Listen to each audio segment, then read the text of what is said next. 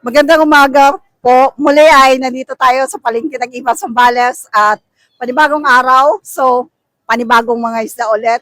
Although it's weekdays, hindi masyado pong mabenta pero at least nandito tayo araw-araw sa palengke.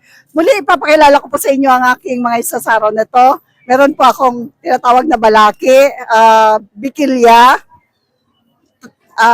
tapas, tarian. Meron din po akong, ano tawag dito? Pinalog.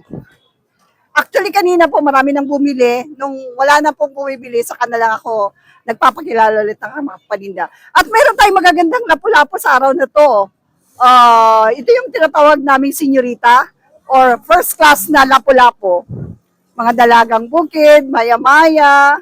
Yan. Meron din po tayong Ramona, Samaral, at meron tayong mga slice na mga isda. Isasama ko na rin po yung katabi ko dito, si Gemma.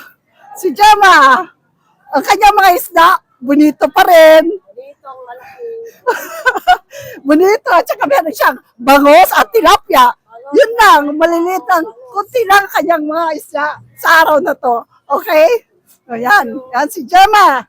Isa sa aking mga kaibigan dito. Okay. Sir, ano po sa atin, sir? 750 na po. Okay. Sa aking mga suki, nanyayahan ko na po kayo na mamalingki na po tayo sa umagang ito.